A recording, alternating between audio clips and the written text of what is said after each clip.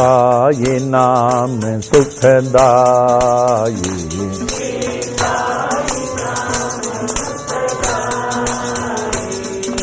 साई नाम के दो अक्षर में,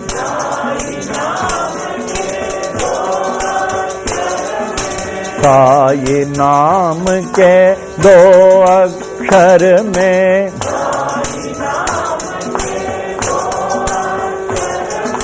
दो अक्षर में,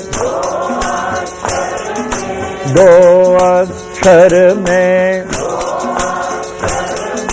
सब सुख शांति समाई।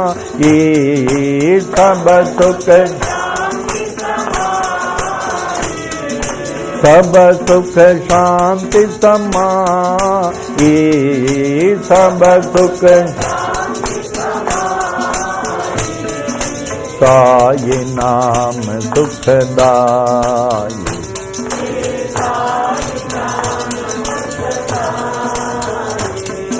साई नाम सुखदाई।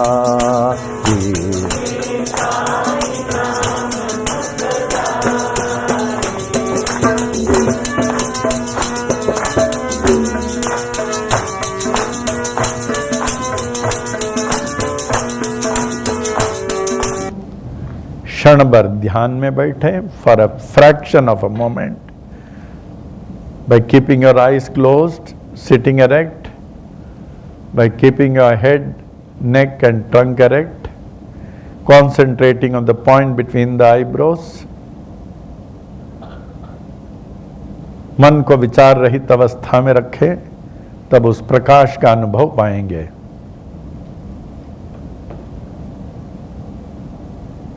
ओम साई राम। हमारे भारत यज्ञ देश कहलाता है। हमारे वैदिक ऋषि मुनिगण इन वैदिक पौराणिक यज्ञों के द्वारा ही मानव समाज की रक्षा करते थे, धर्म की रक्षा करते थे, विश्व में शांति लाते थे। इन यज्ञों के द्वारा बड़ी शक्ति है। इन यज्ञों, वेद मंत्रों में मानव के जाने अनजाने से किए हुए पाप नष्ट हो जाते हैं।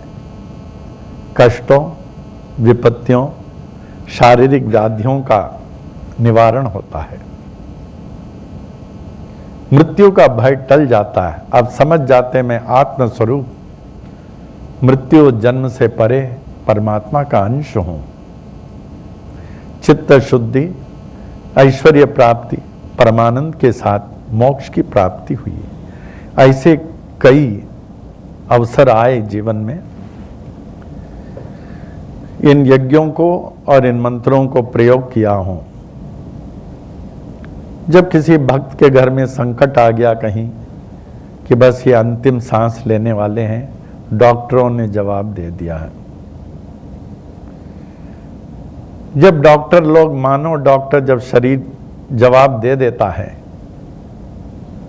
तभी तो वो सुनते हैं। लंदन से एक खबर मिली, केपी शर्मा जो हमारे लंदन ब्रांच के इंचार्ज, जहां हमारे 16 लोगों की मंडली रहती थी,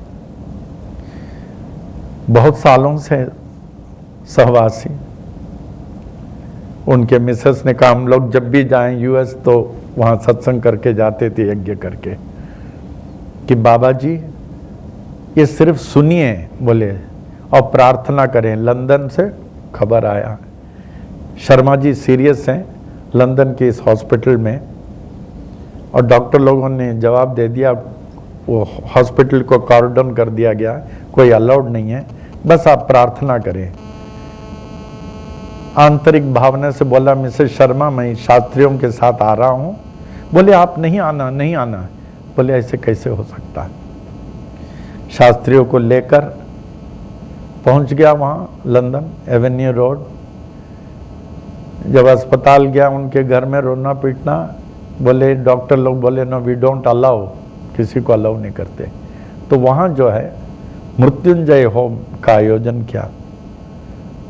अखंड कस्तूरी शास्त्री जो हमारे यज्ञ गुरु, हमने कहा अब यज्ञ चालू रखें, तो बाहर से हाथ जोड़ लिया, अंदर जो देखा गया अंदर से पर्दा लगा हुआ था, बल इसी में है कि किसी भी क्षण जो है वो शरीर छोड़ देंगे। हम चाहते हैं इसी अवसर पर जो है हम लोगों को बुलावें लोग, तभी आपको इस मंत्र यज्ञ का प्रभाव मालूम होगा, वरना नहीं। यज्ञ चलता रहा।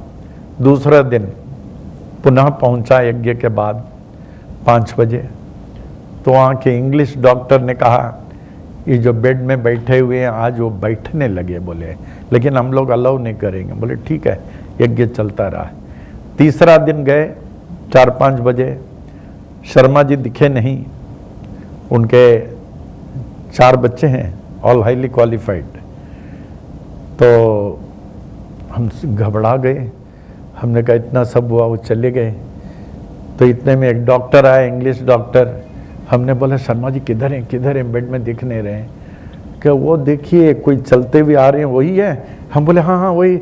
हम कहे शर्मा, बोले यू कैन कम। हम गले लग गए, यूं देखे वो बहुत रो पड़े। डॉक्टर बोले हम लोग अभी अलाउ नहीं करेंगे इनको, अभी आप जा सकते हैं मिलके। बोले डॉक्टर से अनुमति लिया, बोले बेड में ही हमारा यहाँ चरण पूजा करे। डॉक्टर ने कहा 2 दिन हम देखेंगे। 2 दिन स्वस्थ हो गए, 2 नर्स के साथ घर जाने को दिए, एकदम मस्त बैठ गए। तो हम शास्त्री भक्तों के साथ वापस लौट गए।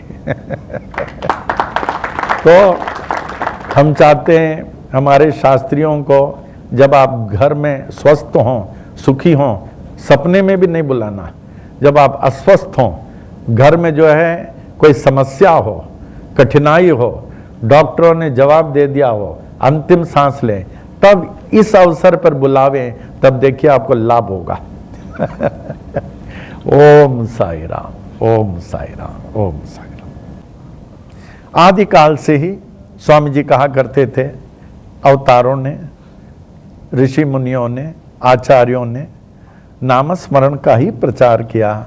नामस्मरण से ही एक सहारा है जो हम भवसागर को पार कर लेते हैं, समस्याओं को हल कर लेते हैं। नामस्मरण आप देखिए, ओम साई राम का जाप आप बोलते हैं, आप कोशिश करें एक नोटबुक रखिए, रोज जास्ती नहीं, सिर्फ 5 ओम साई राम, ओम 5 ही लिखे। मैं इसलिए बोल रहा हूं कि आप लोग सीखें, सिर्फ सुनिए नहीं, रोज 5 ही बार लिखिए।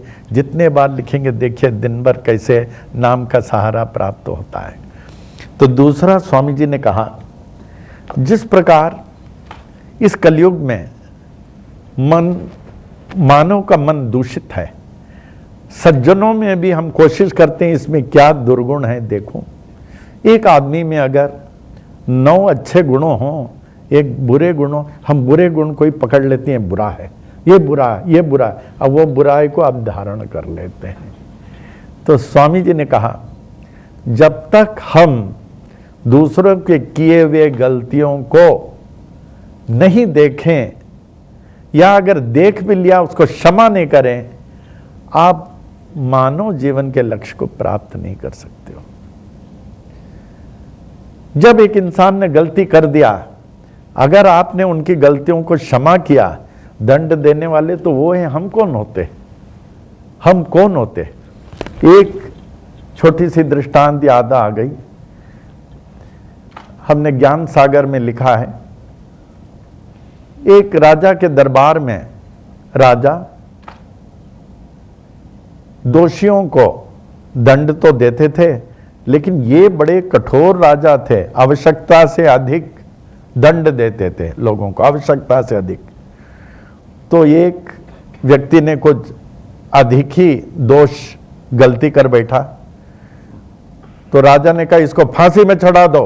अब फांसी में कैसे? सार्वजनिक, सबके सामने, जैसे रोम वगैरह में होता है, मैं गया हूं, पब्लिक प्रोसिक्यूशन। तो सबके सामने सब इकट्ठे हो गए, कहा तुमने इतनी बड़ी अपराध किए, इसका सजा जो है फांसी है, इसको फांसी में लटका दो। सब इकट्ठे हो गए, हजारों लोगों के सामने फांसी चढ़ाया जाता था। ऊपर इसको जो है सीढ़ियों में चढ़ाकर बेंच में फांसी की सूली जो चढ़ा दी। चलो इसको जो है फांसी की सूली चढ़ा दो। बोले फिर भी मैं इनसे पूछता हूं तुम्हारी अंतिम ख्वाहिश क्या है? मरने से पहले, मारने से पहले पूछा जाता है। कह राजन अब पूछ के क्या फायदा, अब तो क्षण भर में आप तो हैं सूली को खींच लेंगे, मैं मर जाऊंगा, अब क्या बोलूं मैं? फिर भी चाहो तो बोलो, फिर भी चाहो तो बोलो, अंतिम ख्वाहिश 1 मिनट का समय है। अब क्या बोलूं, अब तो हम मर जाएंगे, लेकिन हमारे में एक सामर्थ्य था, मैं लोहे को सोना बना सकता था। क्या? बोले लोहे को सोना ये कैसे बना सकते हैं? क्या ये हमारे सामर्थ्य में था? लोहे को सोना तो बना सकता है? बोले हाँ। तो फांसी में जो चढ़ाता ना उसको बोले इसका जरा गला से फंदा तो निकाल दो, मैं लोहा यहां रख दूं तो सोना बना देगा? बोला हाँ। तो बोले हमारे दरबार में जो इतने सारे लोग हैं जिनके पास बहुत सारे कारखाने हैं, जितना लोहा है उनका लोहे को सोना बना सकते हो? बोले हाँ, लेकिन अभी तो आप फांसी में चढ़ा दो। बोले नहीं, मैं फिर 3 दिन का समय देता हूं।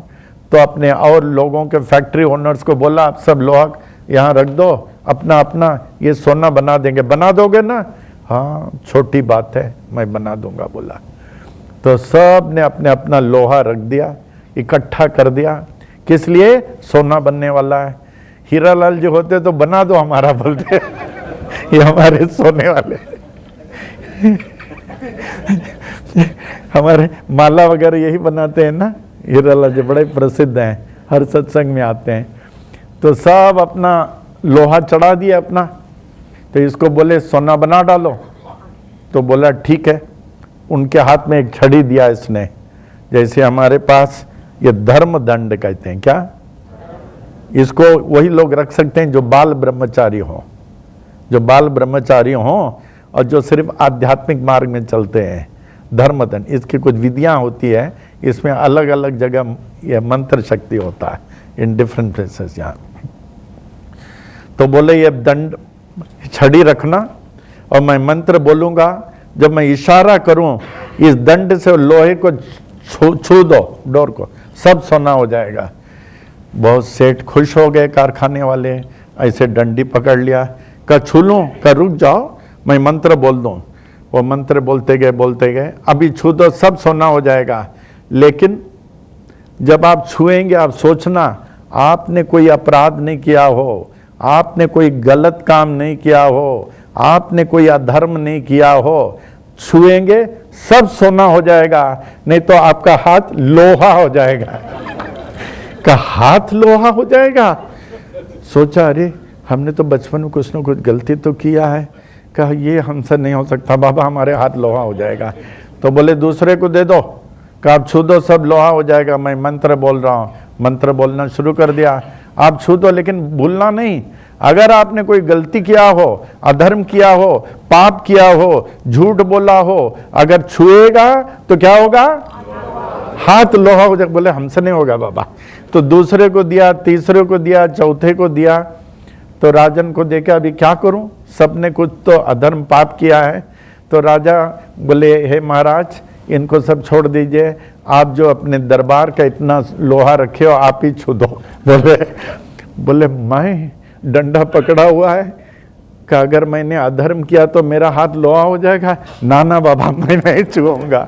तो ये फिर पाप फांसी का ये हमारे लिए क्यों, सिर्फ हमारे लिए क्यों? ये लोग जो गलती कर बैठे हैं। तो भूलना नहीं, हमारे स्वामी जी कहते थे दूसरों की गलतियों को देखना हमारा कर्तव्य नहीं, जो माफ करे उसकी गलतियों को ही वो माफ करते हैं।